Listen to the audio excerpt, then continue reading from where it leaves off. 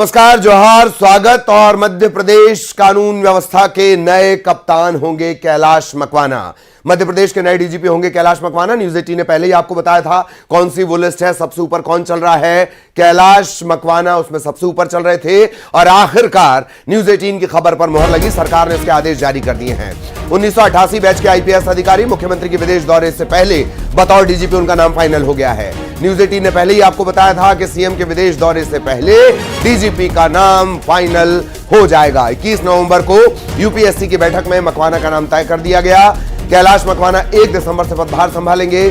मौजूदा जो डीजीपी हैं सुधीर सक्सेना, वो 30 नवंबर को रिटायर हो रहे हैं। खास बात, नए डीजीपी कैलाश मकवाना उज्जैन के रहने वाले हैं।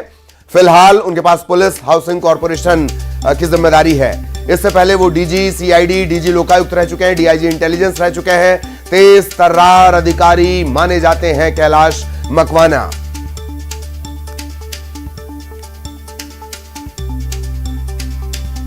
एमपी के नए पुलिस कप्तान, कानून व्यवस्था की कमान अब मकवाना के पास।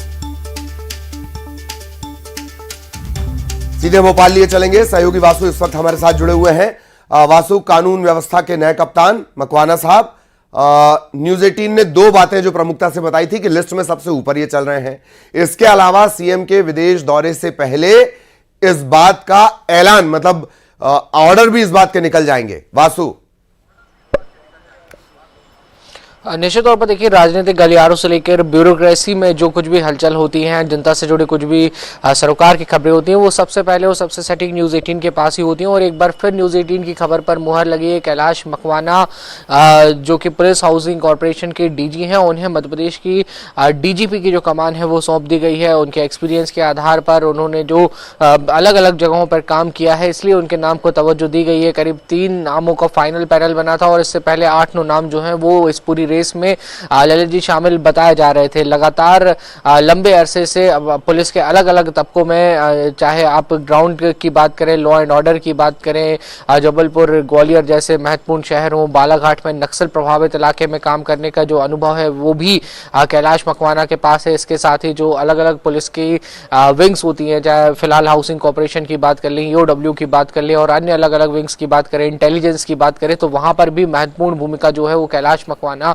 निभाते रहे हैं। और इन्हीं तमाम बातों को ध्यान में रखते हुए, इन तमाम बातों के आधार पर यूपीएससी का जो चयन मंडल था, उन्होंने मध्य प्रदेश के बतौर नए डीजीपी कैलाश मकवाना के नाम पर मुहर लगवाई है। और कल देर रात ही सीएम डॉक्टर मोहन यादव विदेश दौरे पर जारी हुए हैं और इसके पहले ही ये पूरी जो बातचीत थी वो कंप्लीट हो चुकी थी यूपीएससी से, केंद्र से मध्य प्रदेश के नए डीजीपी को लेकर। 30 तारीख को सुधीर सक्सेना जो मौजूदा डीजीपी हैं, उनका कार्यकाल समाप्त हो रहा है और 1 दिसंबर से मध्य प्रदेश को नए पुलिस कप्तान, नए पुलिस के जो मुखिया हैं वो मिल जाएंगे। मध्य प्रदेश में आने वाले समय में सबसे बड़ी चुनौतियां महिलाओं के खिलाफ जो अपराधों का ग्राफ है, जिस तरीके से विभत्स घटनाएं जो सामने आई हैं, उनकी रोकथाम जरूर होगा। पुलिसिंग को और भी सुगम बनाने की दिशा में काम डीजीपी को करना होगा। और इसके अलावा साइबर फ्रॉड्स एक नई चुनौती बनकर उभर कर आए हैं, ना सिर्फ मध्य प्रदेश के सामने बल्कि पूरे देश के सामने। तो उसकी रोकथाम के लिए किस तरीके से काम हो, इसको लेकर एक नए सिरे से प्लानिंग आने वाले समय में नजर आ सकती है। और साथ ही लॉ एंड ऑर्डर की जो स्थिति है उसको और भी ज्यादा बेहतर करना, उसको और भी ज्यादा मजबूत बनाना, ये तमाम चीजें होंगी। और ये भी देखने में आ सकता है कि नए डीजीपी की कमान में 2 और शहरों में कमिश्नरेट सिस्टम भी लागू हो जाए, ग्वालियर और कमिश्नर सिस्टम। ये बहुत मार्के की बात आपने याद दिलाई है। बहुत शुक्रिया वासु, लेकिन आप हमारे साथ बने रहेगा। एक और अहम खबर को लेकर हम वासु से चर्चा करेंगे और वो खबर है पुलिस विभाग में कसावट को लेकर। पुलिस विभाग में तबादले हुए हैं। राज्य पुलिस सेवा के 9 अधिकारी इधर से उधर कर दिए गए हैं। डीएसपी और प्रभारी डीएसपी को अलग अलग जिम्मेदारियां मिली है। बड़ी खबर आपको बता दें, पुलिस विभाग में तबादले, तो डीजीपी यानी कानूनी मुखिया का ऐलान और उसके साथ ही तबादलों के सिलसिले। पुलिस विभाग में बड़ा फेरबदल, 9 अधिकारी इधर से उधर।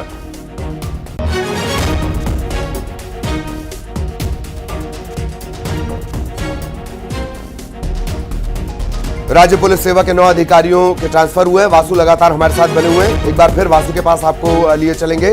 वासु, 9 पुलिस अधिकारी इधर से उधर। जी बिल्कुल, देखिए जमीनी जमावट को लेकर लगातार मध्य प्रदेश पुलिस महकमे में जो तब्दीलियां हैं उनका दौर देखा जा रहा है और कल देर रात जहां नए डीजीपी का ऐलान हुआ उसके साथ ही 9 नए मध्य प्रदेश राज्य पुलिस सेवा के जो अधिकारी हैं उनके तबादले भी हुए हैं। इनमें पुलिस मुख्यालय से लेकर अगर आप देखें तो जो अलग अलग जिलों में अनुविभागीय अधिकारी पुलिस की ओर से नियुक्त किए जाते हैं उनकी भी इसमें जो नाम है वो निकल कर सामने आए हैं। इंदौर के भी जो महत्वपूर्ण डिपार्टमेंट्स हैं वहां पर भी तबादले हुए हैं और इन तबादलों का अगर आप असर देखें तो मुख्य तौर पर भोपाल, इंदौर, रतलाम जैसी जगहों पर आपको नजर आएगा, जहां पर चाहे वो क्राइम ब्रांच हो या फिर भोपाल में पुलिस हेडक्वार्टर्स में महत्वपूर्ण जिम्मेदारी दी जानी हो। तो ये जो तबादले हुए हैं इसका उद्देश्य एक बार फिर से स्पष्ट है, एक बार फिर से साफ है कि प्रदेश में कानून व्यवस्था बेहतर रहे, लॉ एंड ऑर्डर जो है वो बेहतर रहे और जिन अधिकारियों की जहां पर उपयोगिता होती है उनको वहां पर सर्व करने के लिए भेजा जाए। तो इस आधार पर कल जिस तरीके से चुनाव परिणाम आए, दिन भर सियासत गहमा गहमी जो है वो चलती रही और फिर रात को एक बड़ा अगर आप देखें तो ग्राउंड महकमे में जो है परिवर्तन वो देखने को मिला। जी बिल्कुल बिल्कुल, आजकल तो बहुत से अधिकारियों को सुबह सुबह ही पता चल रहा है, सुबह मैसेज आके गिरता होगा मेरा ख्याल है। बहुत धन्यवाद आपका वासु इस तमाम जानकारी के लिए। सहयोगी वासु विस्तार से जानकारी दे रहे थे। अब बात आस्था की। छतरपुर से शुरू हुई बाबा बागेश्वर की सनातन हिंदू एकता पदयात्रा का चौथा दिन। आज ये पदयात्रा नौगांव से शुरू होगी, देवरी बांध पहुंचेगी। देवरी बांध पर ही आज जो रात्रि विश्राम है वो होगा। देवरी बांध मध्य प्रदेश और उत्तर प्रदेश की सीमा पर पड़ता है। कल से ये यात्रा उत्तर प्रदेश में प्रवेश करेगी। आज पंडित धीरेन्द्र शास्त्री 22 किलोमीटर की पदयात्रा करेंगे। लगातार भक्तों की संख्या बढ़ रही है, जगह जगह भव्य स्वागत हो रहा है। नौगांव से आज पदयात्रा देवरी बांध तक पहुंचेगी। देवरी बांध में ही रात्रि विश्राम और उसके बाद कल उत्तर प्रदेश में यात्रा की एंट्री हो जाएगी। यात्रा का कैलेंडर आप देख रहे हैं, कितने दिन की यात्रा है, कितने किलोमीटर की यात्रा होगी, कहां से गुजरेगी। सहयोगी शैलेंद्र लगातार नजर उनकी इस पदयात्रा पर बनी हुई है। शैलेंद्र के पास आपको लिए चलेंगे। शैलेंद्र, आज नौगांव टू देवरी बांध। जी बिल्कुल बिल्कुल, देखिए ये यात्रा आपसे कुछ देर बाद शुरू होने वाली है। नौगांव से यात्रा शुरू होगी और देवरी बांध तक जाएगी। लगभग 22 किलोमीटर का यात्रा जो है आज अपना सफर तय करेगी और जगह जगह हमने देखा कि लगातार जैसे जैसे यात्रा बढ़ रही है वैसे वैसे लोगों में उत्साह भी लगातार बढ़ता नजर आ रहा है। जिस तरीके से कल छतरपुर के ग्रामीण इलाकों में जब यात्रा निकली तो देखा कि सड़कों की दोनों तरफ जो है वो महिलाएं हों, पुरुष हों, युवा हैं, बच्चे हैं, बड़ी संख्या में उनके स्वागत के लिए पहुंच रहे हैं। इसके साथ ही पदयात्रियों की संख्या में भी लगातार इजाफा होता जा रहा है और कई साधु संत हैं, देश भर के साधु संत हैं, वो भी इस यात्रा में शामिल हो रहे हैं। और बीच बीच में पंडित धीरेन्द्र शास्त्री जो मौजूद लोग हैं आसपास जो उनके भक्त होते हैं उनको बात करते हुए भी आगे चलते हैं, उनसे मुलाकात भी वो कर रहे हैं और कह रहे हैं कि जात पात मिटाना है। और कल भी जिस तरीके से देर शाम हमारी जब उनकी बात हुई थी उन्होंने कहा कि जिस तरीके से इस यात्रा में भीड़ उमड़ रही है उससे वो इस बात को लेकर आश्वस्त है कि जिस उद्देश्य को लेकर वो चल रहे हैं, चाहे वह सनातन की एकता को लेकर हो या फिर जात पात मिटाने को लेकर, उसमें बड़ा योगदान बुंदेलखंड का होने वाला है क्योंकि बुंदेलखंड के लोग इस यात्रा में सबसे अधिक शामिल हो रहे हैं और यहां से यात्रा शुरू हो रही है। आपको बता दें कि लगभग 9 दिन की ये पूरी यात्रा 160 किलोमीटर का ये सफर यात्रा तय करेगी। 2 दिन अभी जब उत्तर प्रदेश में रहेगा उसके बाद ये जाके 29 तारीख को ओरछा पहुंचेगी दोपहर 2 बजे के आसपास। वहां पर एक भव्य कार्यक्रम का आयोजन किया गया। जिस तरीके से हम देख रहे हैं कि तमाम राजनीतिक हस्तियां भी इसमें शामिल हो रही हैं, साधु संत भी शामिल हो रहे हैं और बड़ी संख्या में लोग भी इसमें शामिल हो रहे हैं। तो ये कहें कि पूरे बुंदेलखंड में इस समय आस्था का सैलाब आया हुआ है। जी बिल्कुल, बहुत धन्यवाद आपका इस तमाम अपडेट के लिए। सहयोगी शैलेंद्र विस्तार से जानकारी दे रहे थे, लगातार उनकी इस यात्रा पर नजर बनी हुई है। इधर छतरपुर में पंडित धीरेन्द्र कृष्ण शास्त्री का बड़ा बयान। न्यूज 18 से बातचीत करते हुए उन्होंने कहा कि उन्होंने कभी हिंदू मुस्लिम नहीं किया, बल्कि हमेशा हिंदू हिंदू ही किया है।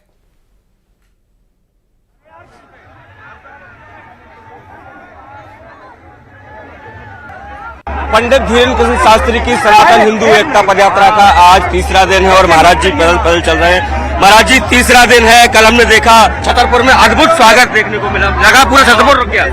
अनूठा प्रयोग हुआ। भारत में हिंदू सड़कों पर आ रहा है, हिंदुत्व में एक नई लहर छा रही है, हिंदुत्व एक क्रांति कर रही है। इस देश का सौभाग्य है कि हिंदुओं में एकता हो रही है। भारत ऐसे ही विश्व गुरु बने। बहुत सारे लोगों के पेट में दर्द भी हो रहा है आपकी जैसे। उनको दवाई लेनी चाहिए, हम नहीं रोकेंगे, हिंदू नहीं रोकेगा। अब हिंदू एक होकर के रहेगा, हिंदू क्रांति करके रहेगा, हिंदू अपनी ताकत दिखा करके रहेगा, हिंदू भेदभाव और जात पात मिटा करके रहेगा। किसी को अगर इससे दर्द हो रहा, पीड़ा हो रही है, तो उसको अभी से डॉक्टर खोज लेना चाहिए। महाराज जी एक बात और जो आपने कल कही कि हिंदू मुस्लिम नहीं करना है, हिंदू हिंदू करना है। हम तो हिंदू हिंदू ही करते हैं, शुरुआत से ही हम हिंदू हिंदू कर रहे हैं। हमें हिंदू मुसलमान में मजा नहीं आता, ना हमें कोई शौक चढ़ा है, ना हम देश में दंगा चाहते, हम देश में क्रांति चाहते, वो भी हिंदुत्व की। हम देश में शांति चाहते, वो भी हिंदुओं में। लेकिन अगर कोई हिंदू मुसलमान करे तो छेड़ेंगे तो छोड़ेंगे नहीं, ये बात तय है। कल हमने देखा कि बड़ी संख्या में मुस्लिम समुदाय के लोग भी आपके स्वागत के लिए उमड़े थे, आपने मुलाकात भी की। आना चाहिए, उनके भी पूर्वज हिंदू थे, उनके भी पूर्वज हिंदू थे, आना चाहिए, घर वापसी करें। एक राजनीतिक सवाल महाराज, जो आज नतीजे आ रहे हैं उसमें बीजेपी बढ़त बनाती नजर आ रही है, उसको कैसे देखते हैं आप? जिसको ज्यादा मतदान मिलेगा वो जीतेगा। बिल्कुल बिल्कुल। एक आखिरी सवाल महाराज, जो मैं कह रहा था कि आपके पैरों में चोट लगी, फिर भी आप लगातार चल रहे हैं, लोगों से आह्वान भी कर रहे हैं कि इस यात्रा में शामिल होते जाए। हमारे दर्द से बड़ा तो हिंदुओं का दर्द है। हमारा दर्द बहुत छोटा है, हमारा दर्द तो ठीक हो जाएगा, हिंदुओं का दर्द कैसे ठीक होगा? हम तो हिंदुओं के दर्द की दवा निकालने के लिए खोज करने के लिए निकले हैं, और वो है एकता। हमारा दर्द तब ठीक होगा जब हिंदू एक होगा, इसलिए हम सबको हर हाल में एक होना पड़ेगा। खबर बीजापुर से, नौकरी लगाने के नाम पर लाखों ठगने वाले शातिर बदमाश को गिरफ्तार कर लिया गया। सरकारी नौकरी लगाने के नाम पर इसने 38 लाख से ज्यादा रुपए ठग लिए थे। आरोपी को रायपुर संतोषी नगर से गिरफ्तार किया गया है। बीजापुर के भैरमगढ़ थाना इलाके का पूरा मामला, जहां आरोपी के खिलाफ लिखित शिकायत की गई थी। 38 लाख की ठगी करने वाला शातिर ठग पुलिस के हत्थे चढ़ गया।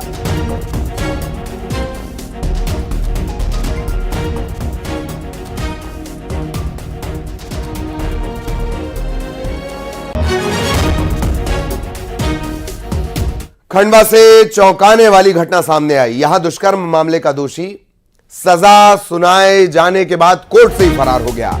नाबालिग से दुष्कर्म मामले में आरोपी हरे राम कोरखू को कोर्ट में पेश किया गया था। अदालत ने दुष्कर्म और पॉक्सो के तहत उसे दोषी पाया, 20 साल की सजा सुनाई। इसके बाद आरोपी को जेल ले जाने की प्रक्रिया चल रही थी और इसी दौरान टॉयलेट जाने का बहाना इसने बनाया, कोर्ट से फरार हो गया। आरोपी के फरार होने की खबर मिलते ही कोतवाली थाने में मामला दर्ज किया गया है। तलाश इसकी की जा रही है। बेहद चौंकाने वाला मामला। दुष्कर्म मामले का दोषी सुनाया गया, सजा सुनाई गई। हरिराम कोरकू इसका नाम है। 20 साल की सजा सुनाई गई। जेल ले जाने की प्रक्रिया चल रही थी। टॉयलेट का बहाना बनाकर रफू चक्कर ये हो गया।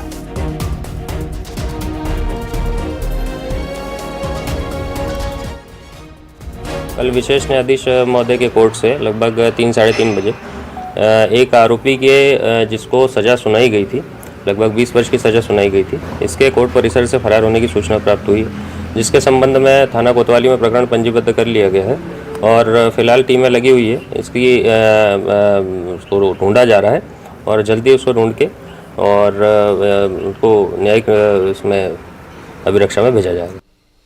और अब बात भोपाल की। यहां एक फर्जी महिला एएसपी को गिरफ्तार किया गया है। पुलिस के मुताबिक यह युवती एडिशनल एसपी की यूनिफॉर्म पहनकर न्यू मार्केट पहुंची थी, जहां उसका सामना टीटी नगर थाने की महिला एसआई से हुआ। बातचीत के दौरान इस महिला एसआई को शक हुआ, तुरंत युवती को ये थाने लेकर गई।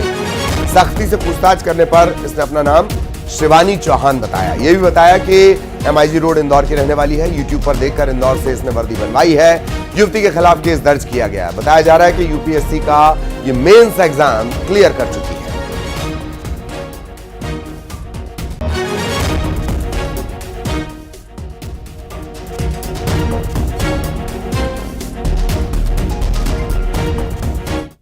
न्यू मार्केट व्यवस्था लगी हुई थी, वहां पर हमारी महिला आरक्षक और प्रधान आरक्षक थे, वहां पे एएसआई भी थे।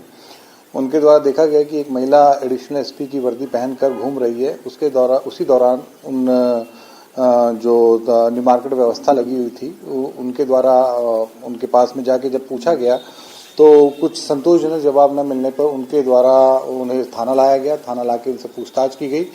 जब पूछताछ की गई और उसके बारे में डिटेल प्राप्त की गई, उसके पश्चात जब पता चला कि ये महिला कोई भी पुलिस विभाग में पदस्थ नहीं है, ये MPPSC की तैयारी कर रही थी, उनका सिलेक्शन नहीं हुआ और उसी दौरान उन्होंने परिवार को बता दिया कि मेरा सिलेक्शन एडिशनल SP के पद पे हो गया है और मैं ज्वाइनिंग करने जा रही हूँ।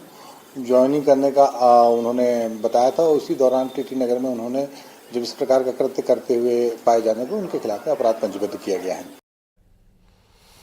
और अब देखिए हैरान करने वाला खुलासा, चाउमीन वाला ठग, करोड़ों का खेल और कैसे चाउमीन वाला मालामाल हुआ।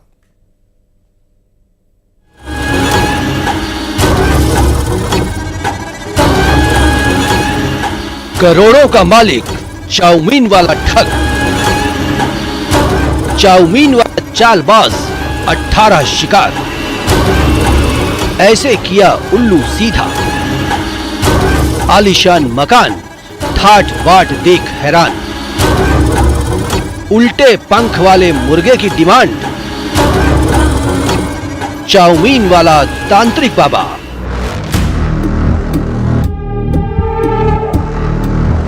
चाउमीन वाले बाबा की कहानी सुनिए, जिसकी चाउमीन की दुकान पर लोग आते हैं, उसके ग्राहक बस बढ़ते जाते, लेकिन चाउमीन वाला चालबाज बन गया, ठगी का उस्ताद, जिसने लोगों की जुबान को जायका दिया और जेब पर डाका भी डाला। डाका भी ऐसा कि कोई भी हैरान रह जाए। चाउमीन का ठेला लगाने वाले ने अब तक 1-2 नहीं बल्कि 18 लोगों को ठगा है। ये लिस्ट और बढ़ सकती है। चाउमीन का ठेला लगाने वाले के पास अचानक कुबेर का खजाना आ जाना लोगों को हैरान कर रहा था। आलीशान मकान, ठाट बाट ऐसा कि अच्छों के पास ना हो। तो ठगी की इस कहानी को तफसील से सुनिए। 38 साल के देवी सिंह पर 18 लोगों ने लगाया है ठगी का आरोप। मेरे साथ देवी सिंह रजक और उसके बेटे ने, कृष्णा रजक ने 11 लाख की ठगी की है और पूजा पाठ के नाम पे वैष्णो मैया का दरबार लगाता है वो। और मैं एक तो आर्थिक तंगी से परेशान था, तो मेरी मुलाकात ऋषभ रजक से हुई, जो कि यूनिवर्सिटी पे रहता है ऋषभ रजक, और तिली हॉस्पिटल के सामने पराठे का ठेला लगाता था। उससे मेरी मुलाकात हुई। उसने मुझे बताया कि मेरे परिचित एक भाई हैं, देवी सिंह रजक करके, पथरिया जाट में रहते हैं, आप मेरे साथ उनके पास चलो तो तुम्हारी समस्याएं दूर हो जाएंगी। सागर के पथरिया का रहने वाला देवी सिंह करीब 6-7 साल पहले चाउमीन का ठेला लगाता था। उससे उसकी लोगों से पहचान भी हुई। कोरोना काल के बाद देवी सिंह ने पथरिया में ओजस्विनी कॉलेज के सामने किराए की दुकान में चाउमीन की दुकान शुरू की। कुछ समय दुकान चलाई। इसके बाद अचानक से देवी सिंह ने एक कॉलोनी में आलीशान मकान बनवाया, कार खरीदी। चाउमीन वाला जेब पर डाका डालने के लिए बन गया तांत्रिक बाबा, जिसने लोगों को झांसे में लेना शुरू कर दिया। तंत्र मंत्र का खेल शुरू हो गया और फिर बाबा की दुकान चलने लगी। उसकी डिमांड भी अजीब थी, कभी उल्लू लाने को कहता तो कभी मुर्गे के उल्टे पंख मंगवाता। प्रसाद में उनने हमें 2 पेड़े भी दिए कि ये पेड़े भी खा लो, उसमें कुछ शायद नशीला पदार्थ होगा। तो हमारा जब से माइंड वो जैसा जैसा बोलता गया, हम उसमें हाँ तो हाँ मिलाते गए और कहते गए ठीक है भैया, जैसा आपको उचित लगे करो। हमारे पास पिकअप 407 वाहन था, हमने वो भी बेच के उसको पैसा दिया। और हमारे एक मित्र हैं, उनसे भी मैंने पैसा लेके उसको दिया। जी सोना खरीद के मंगवाता था कि सोना ला, हमने घरवारी के जेवर एवर भी तुलवा के गलवा के बेच के पैसा दिया है। उसके बाद तंत्र मंत्र के नाम पर पूजा पाठ कराने और खजाने की तलाश में शिकार के घर में गड्ढा खुदवाता, मटका निकालता, इसमें धन है ये कहता, लेकिन धन तो बाबा की जेब में चला जाता। जब लोग अपने पैसे मांगते तो बाबा उन्हें डराता, धमकाता। ये धन जमीन से धन निकलवाता था, उसका गौलोचन मंगाता था। पूजा पाठ करके गुंडा, हमने एक गुंडा उसने निकाली भी थी खुराई रोड से, प्लाटिंग में से गड्ढा खुदवा के 2 फुट का, उसमें से एक गुंडा निकाली भी थी जो पुलिस के पास जब्त हो चुकी। अब इस बाबा की कुंडली पुलिस वाले खंगाल रहे हैं। ये बाबा अब फरार हो गया है। इस पर करोड़ों की ठगी का इल्जाम लगा है। मजदूर से लेकर व्यापारी तक इसके शिकार हुए हैं। सागर में पंकज प्रजापति के साथ bureau report, news 18 Madhya Pradesh Chhattisgarh. Hathras में बंदरों की आत्मा की शांति के लिए हनुमान चालीसा का पाठ हुआ है। हिंदू संगठनों ने इसका आयोजन किया। वीएचपी और बजरंग दल के पदाधिकारियों और कार्यकर्ताओं ने बंदरों की आत्मा की शांति के लिए गोदाम परिसर में 11 बार हनुमान चालीसा का पाठ किया। इस मौके पर गोदाम के मैनेजर और कुछ अन्य कर्मचारी भी मौजूद रहे। आपको बता दें, कलवारी रोड स्थित एफसीआई गोदाम में कीटनाशक से 145 से ज्यादा बंदरों की मौत हो गई। गेहूं को कीड़ों से बचाने के लिए कीटनाशक रखा गया था, लेकिन बंदर इसके संपर्क में आ गए। आरोप ये भी कि गोदाम अधिकारियों और कर्मचारियों ने इन मौतों को 9 दिनों तक छिपाए रखा।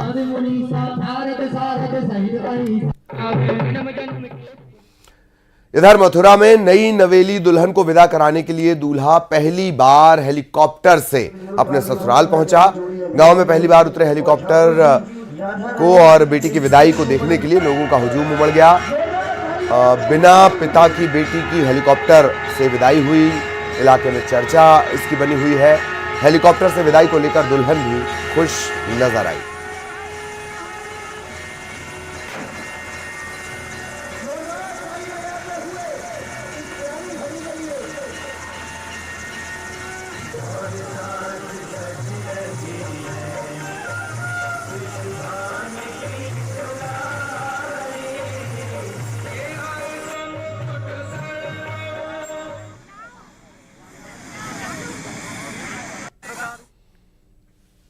और अब टॉप 20।